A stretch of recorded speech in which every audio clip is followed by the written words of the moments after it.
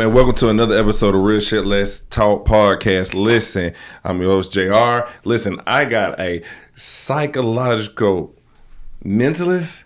Psychological illusionist, yeah. Psychological illusionist. Listen, man. Listen, this is finna be mind-blowing. Let's get into it, man. What's up, man? How you doing? I'm doing good, man. Listen, what puts you in like that mind shift to be like a mentalist and a psychologist, illusionist? It goes back really far, so I'll give you the short of it. But I started when I was like, I would say about 4 years old, doing magic. Okay. And it wasn't until I was about 26 till I started getting into like hypnosis and the psychology aspect. And ever since then, I just fell in love with it. I feel like it's more real than the sleight of hand and all of that I was doing, because the magic is actually happening in people's minds. So that's really when I got into it, and how I got into it just intrigued me. How people operate intrigues me. How their minds operate, how people think, how they behave based on, their backgrounds, based on, what happened to them during a day or what they ate even. So it all kind of plays into how you behave during the day. And so now, doing this, your transformation from 4 and then your teens and then you're into your 20s, like you started developing a passion for it. And then you kept growing. Like you were always growing for knowledge, always growing for the gusto of trying to unlock the human mind. Is that perfect to say? Yeah, absolutely. Yeah, I always wanted to push the limits. Like I've done all kinds of crazy stuff where like I've stuck needles in my face, my jaw, my hand. I've eaten glass. I've stayed in a tank of water, handcuffed, and escaped from it. I've done everything to push the limits of myself. And then now I've just kind of been wanting to push the limits of the human mind and see how far that'll take me, because it's all connected. So do you think that like pushing yourself like that, do you think it was the movie, it was like a series, Money Heist? Yes. Okay. But you know how his mind thinks he's always 10 steps ahead of the actual like things that are going on. Is that kind of like where you go with it? Like you're already ahead of us. So you just know, like by having conversation, knowing our ethical background or knowing who we are. Like if we're an introvert, that kind of gives you the perimeters to be like, okay, I know how to target that, and you're there. Yeah, actually, you hit the nail on the head. That's exactly what it is. I am always like 10, 20 steps ahead of everyone else. And that's what allows me to do what I do, because I don't have any like psychic abilities, really. I have no psychic abilities, can't talk to the dead. I can't, do any of those things, but I make it seem like I do. Because I am 10 to 20 steps ahead of everybody else.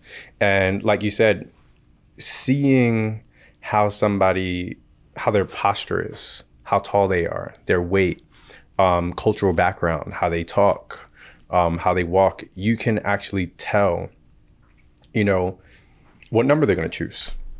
A person who's left-handed versus a person who's right-handed, they're going to choose different numbers between 1 and 10. And there's statistics that are based around that. Okay. And so it's all statistical. And so that's how I'll be able to predict something that you say, or predict something that you might write down. Or sometimes it's not even make it. And I call them educational guesses, but in the magic field, we call them predictions. Sometimes it's not even that. Sometimes I will push you towards an idea because I know the way that you think. So I'll actually guide the way that you're thinking towards an idea, so that when you write something down, it's what I predicted in the first place. So there's a lot of different ways to touch upon like what like mentalism is, but yeah, that's one aspect of it. I like that. We had a brief conversation about like a little bit along your journey. Like you had one of the world's paint and sip places. Yeah. So we had the largest sip and paint bar in the nation. It was huge. It was 3,000 square feet, massive facility. I built it with my hands, built and painted it with my own bare hands and everything. And I had partners in there, and I ended up closing it. It was one of my greatest accomplishments and also one of my greatest failures that I went through.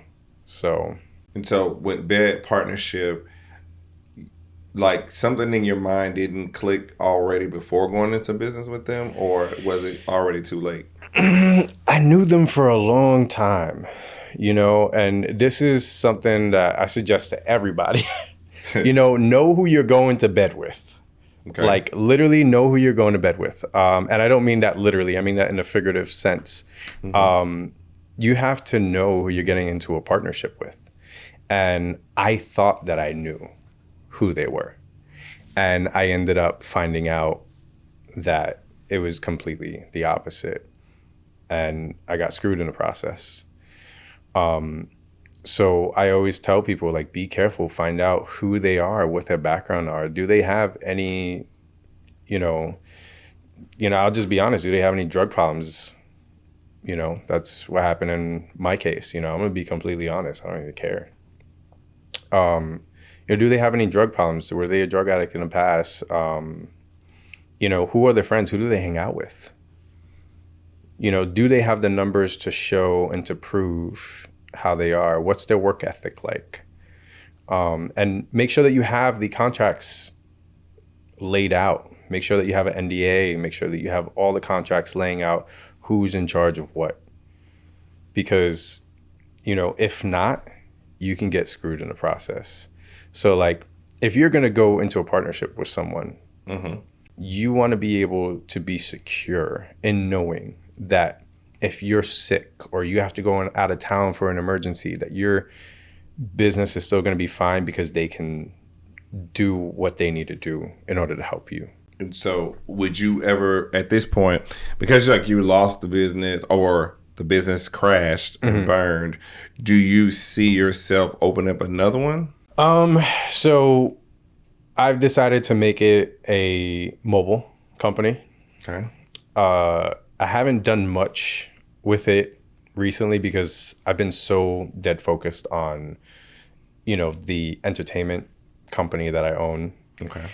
So I've been doing that, and I've kind of pushed it to the side, because it's a passion of mine. I love painting and I love teaching mm-hmm. people, but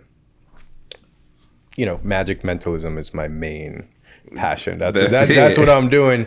I'm also launching a playing card company currently. Okay. So I'm launching a playing card company, and I just moved forward from it, dude. Within 2 days time, I was like over it, and I was like, all right, what's next? What am I going to do next? Okay, so you don't hold on to old baggage. You just let it go, and it's like, hey, it's like I aired out my dirty laundry. Hey, I got a new bag. I'm ready to go. Yeah, you can't hold on to that shit. You cannot, because if you do, you're going to be there twiddling your thumbs, all depressed, like, oh, I lost this, I lost it. Like, what's the next step? What is the next step that you're doing to better yourself, to better your life? You can't sit there and feel bad for yourself. The business crash and burn. So what? I built it barehanded. I negotiated the rents and everything. Like, I did that. Rinse and repeat. Don't make the same mistakes. Don't go into the same partnerships. I know how to do it, so I can just do it again. And that phrase I just said, rinse and repeat. You rinse out the bad shit and repeat the process. I like that. So now, do you have a book that you would recommend or that you're writing to show that no matter what you've gone through, like, it helps them with the mental, it helps them with the emotions and the mindset to have them perpetuate forward, like, because like a lot of things what we do in life is play hopscotch, right? Mm-hmm. Gotta hop over this. Okay, wait, I don't think I can do it. Or the better game is what's that game where you spin and you touch the blue, the red, and then you're all turned awkward. Oh, Twister. Yeah. And the twist and turn, do you have a book like that you would recommend or that you think about writing? So I wrote a book a few years ago. It was more of a manual. Okay. Called The Six-Figure Magician. Okay. In the past, I made six figures like 2 years in a row, 2 or 3 years in a row, doing magic, working once a week. It was crazy. And people kept asking me like, dude, you have to write a book on this. Like, there's no way you're making six figures working once a week. And I'll be honest with everybody, I haven't made six figures in God knows like 4 or 5 years. Because of the bar. Okay. All my focus went into that, and I just kind of put the entertainment on the back burner. But now that I'm back, I'm planning on writing another book. I'm just, once again, rinse and repeat. I'm just going right back to it, continuing the process of going back to making six figures doing entertainment. And I'm actually rewriting that book and adding a bunch more to it. And it's not going to be just for magicians. It's going to be for entertainers, podcasters, people who are DJs, photographers, videographers. Doesn't matter. Because I feel like I found the blueprint that can help people reach that success, reach, that value that they have in themselves. And the two main points that I would say that are in a book is quality and momentum. Quality and momentum. Yeah, quality and momentum. Those two things, like, as long as you're delivering good quality and you don't stop. And this is why I'm rewriting the book, because I stopped and I lost it all. I went from making six figures to making barely nothing. I was still paying the bills and everything, but the quality and momentum, you have to have momentum. It doesn't matter if 1 week you're making $10 and the next week you're making $100 and then after that you're making $5. It's the momentum. It's the baby steps that you're taking towards your goal, no matter how small they are. And so the next book is all about that. I think that's powerful, man. But you being a male and going through things like what you've been through, are you out there to like really teach now more so? Like, I know you're gonna write the book. I know you're back into the entertainment. It's gonna give a thirst of knowledge. But are you like into like mentoring people and different things of that nature? Yeah, absolutely. Recently, I have a couple of people under my wing right now that I'm mentoring and stuff, and I've looked towards opening something which is going to be called the Pro Performer Academy. Okay. Which is basically consulting for people like me who they have a skill set, but they haven't been able to monetize on it. And so I've been able to monetize with all my skill sets, whether it be painting, magic, balloon art. A lot of people don't know I did balloon art, but I was a balloon artist for a long time. Face painting, even dancing. I was an exotic dancer. Yeah. Wait, listen, we just talked about all this magic. We didn't hear nothing about no entertainer. What? Yeah, I was in a, you want to know the story? Hey, we here now. Real shit. Let's go. So, this was before my career kind of skyrocketed in magic.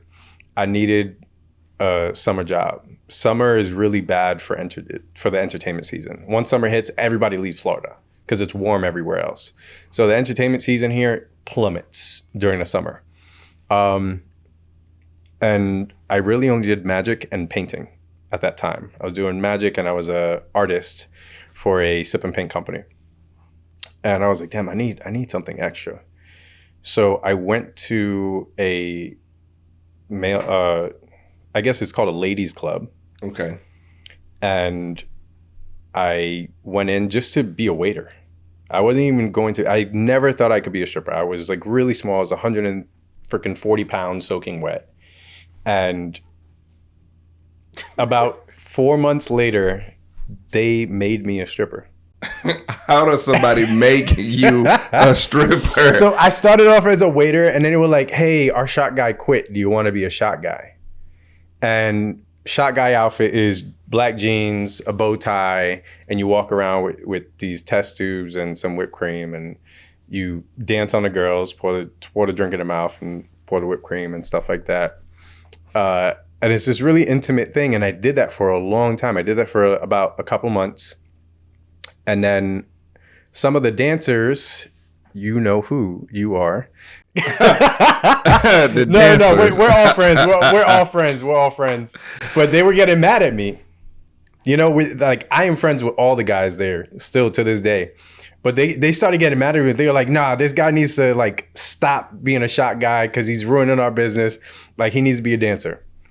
And the owner came to me and he was like, I'm having problems with you. You need to be a dancer. I can't have you as a shot guy anymore. Or you could just quit. So I was just like, fuck it. I'm be a dancer. My first night, I made $2K. This is definitely turned from magic to stripping. Okay, it gets better. Okay. So I did that for a while I was still doing the magic, doing the painting and stuff. And then I had this crazy idea. I was like, what if I combined the two? What if I did painting and stripping? What if I taught a paint class and had strippers there? Male strippers for ladies. And it went viral.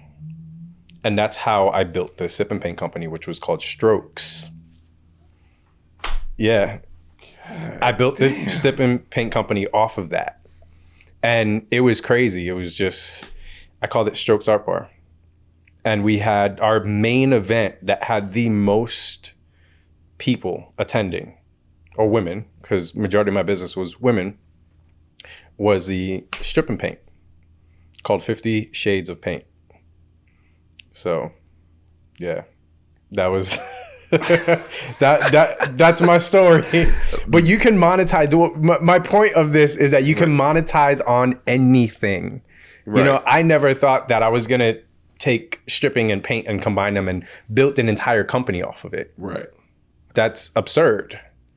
But I did it. You can monetize off of anything. It doesn't matter what it is. You want to clip your toenails and sell them in mason jars, by all means. You can monetize off of anything. I've seen people sell air. Facts. Like I know I saw a girl who farted in a glass and put it in a jar and was making $100 off of her gas. Oh my God. And I was not expecting it. I was like, what the fuck is this? Like, yo, but like you can't. It's for real though. Like that's an extreme example, but yes, you can. Watching these people do some of the craziest things, and they go viral, or they become like a niche, and everybody's doing it or doing it to some degree. It's like not everybody's a content creator, but everybody can create content. Is what you do with it. It's like there's a guy who he barbecues, right?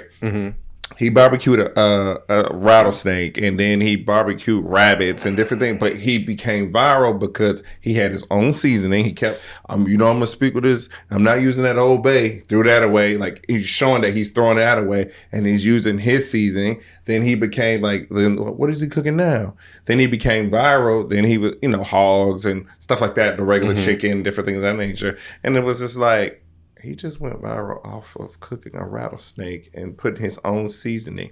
But then now it's about the network, right? So like you said, you went into bed with bad business partners. Yes. And those people had an addiction or a problem that you didn't see up front. And the negotiation and the paperwork, it was there, but it wasn't tooth and nails as concrete as it should have been. Yeah. And so now, when you're saying that, like, you've done it all, pretty much. You've done the entrepreneurship thing, which is, I gotta figure this shit out. And most of us, being an entrepreneur, we don't know how to do to figure that shit out. Because it's not people willing to share their story or willing to, be vulnerable and say, yo, I fucked up. I fucked up. Let's say I lost $250,000. I lost it and started from scratch, and I'm rubbing two nickels together. But guess what? I'm about to be back on top. And I commend you, because listen, when you said the stripper stuff, how did magic go with stripping and painting but it's your true authentic self. It's showing that you made something out of nothing. You've beat the odds of saying, I'm just going to give up, fuck it, quit it, I'm done, right? I think that's very, very, very commendable. And I also want to say is just like you shocked me, man. Like I didn't know this story was coming. Like it blew my mind. Like I'm saying, but now that you got to me like mentally, I'm thinking about. I'm like, man, what's next? What else can he not do? But because you can do it all. Yeah. And you said, like you said, you took 2 days. Hey, you was upset. You might have been depressed. You might have went through all the emotions. But after 48 hours, you was on to the next venue. Yep. Make your playing card company. You actually just showed us that, like, in the matter of 48 hours, everything in your life can change. And you made it happen. And you're not giving up. Let me ask you this. Do you have any, like, I see your tattoos on your hands. Yeah. Does any of those play a significant like moment in your mindset to be like, yo, this tattoo means everything to me, or it keeps your mental sharp? Yeah, I mean, the ones on my hands, actually, the ones you pointed out, is actually it. So they're pretty crappy tattoos. I'm not gonna lie, because they were done in my my room. I had a tattoo artist come, and they looked nice when they were first done, but don't get tattoos in your house unless it's a professional artist. So just for everybody's thoughts out there. So I have promise on this hand, like a pinky promise, right here. And then I have a loyalty on this side. And the two things, it wasn't because I wasn't a loyal person. I wasn't loyal to myself. And I wasn't keeping promises to myself. Okay. I was breaking them. It's not that I was doing it to other people. I wasn't doing it to myself.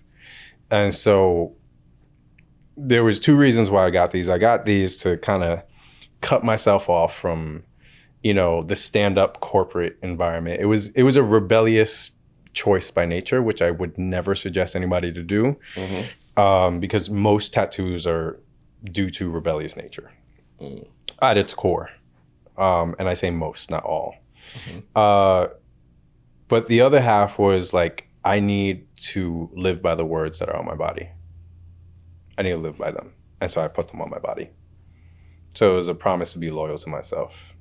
And so do you right now, as you transition and go through the things that you went through, do you, like, I would say, would you hold low, like the person that you're dating or the person that you're interested in, you make sure that they understand that, hey, the two biggest things in my mind right now is being a loyal human being.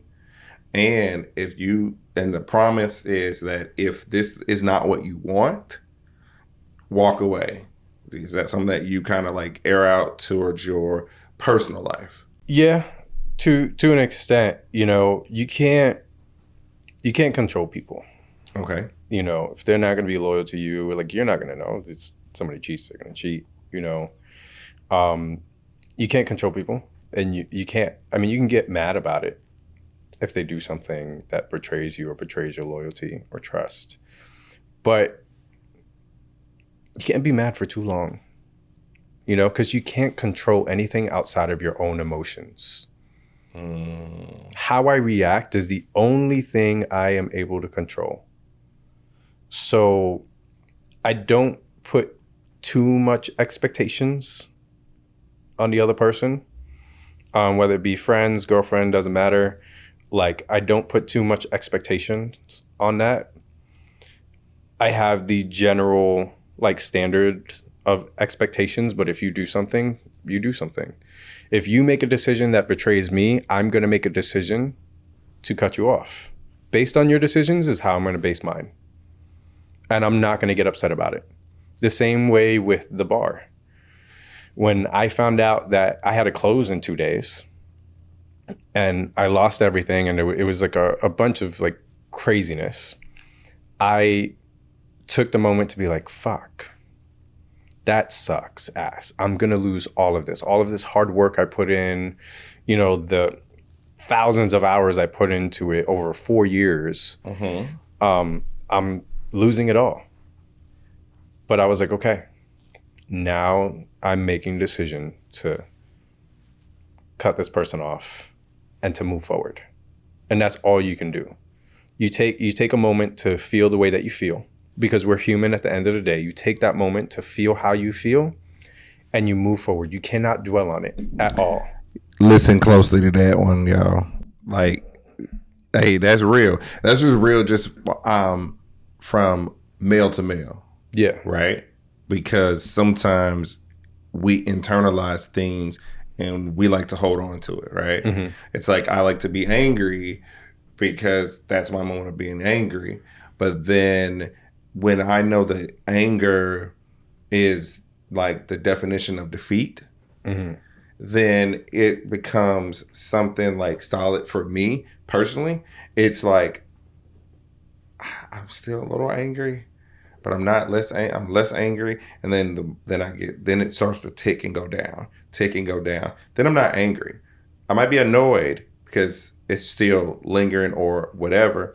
But I'm learning, and I'm always working towards controlling my output, because what you put in your body, mentally, emotionally, spiritually, physically, it all plays a role on your mental. Yep. And man, by you saying that, like, it's like, yeah, you are a living example of what success looks like, even when faced with adversity and failure. So I like to commend you on that, man. You know what I'm saying? I like said, this is a wild story, but you got there. And you didn't, and you're not ashamed of it. You know what I'm saying? Like, you're comfortable in the skin you're in. You've overcome the obstacles, and you're not like feeling sorry about it. It's like, yo, I did this, I'm gonna do it again. Like, that mentality, and I think that's really, really commendable. Man, I'd say this too. Man, I didn't. You shocked me. The story. Listen, just man, amazing. Like, you have kids? I don't have kids. No. Okay, no.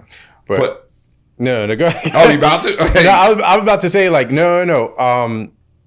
Like, what you were going on as far as like success, I think successful people are successful because they use failure mm-hmm. as the steps to success. They step on top of failure to get to that goal. Like, you cannot get to success without failure, ever. There's not one billionaire that can sit there and be like, I just went straight to the top with no failures whatsoever. There's not one. Steve Jobs can't, Elon Musk can't, Bill Gates can't. They all had failures throughout the way, and they hopped over them or used them as stepping stones to get to the next step. And the next step was probably another failure. These are obstacles that you have to blow through or step on top of and get to that point. And then the other thing you mentioned is what I consider like the social diet. Everything that you take in from your environment, from who your friends are, what you eat, what you listen to, the type of environments you hang out in, that's your social diet. You know, your diet is going to determine the quality of life that you have. If all your friends are broke and going to the club every weekend just to look for bitches, guess what? You gonna be broke, bitchless, bitchless for the rest of your life. Like, that's what's gonna be happening. Broke and bitchless. Yeah. So that's just the way I see it. It's like, I keep healthy men around me that they don't have to be rich, but you have to be a good man. You have to be loyal to yourself, to your spouse. And they have to hold me accountable the same way I hold them accountable. I don't want to hear you tell me, oh, yeah, bro, you're right about that. No. Tell me, if I'm wrong, tell me. You're not being a good friend by supporting me in something I'm doing wrong. So I always tell all my friends, like, hold me accountable and I'm going to hold you accountable. If I see you doing some shit, I'm going to be like, yo, chill out. It's fucked up.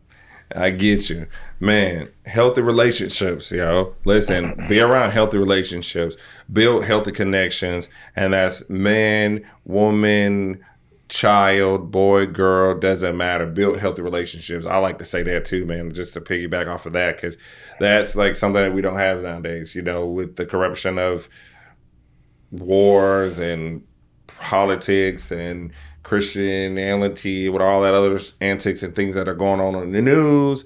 You know what I'm saying? Like, I really think that, like, that's powerful, man. You really just hit it on the head. You know what I'm saying?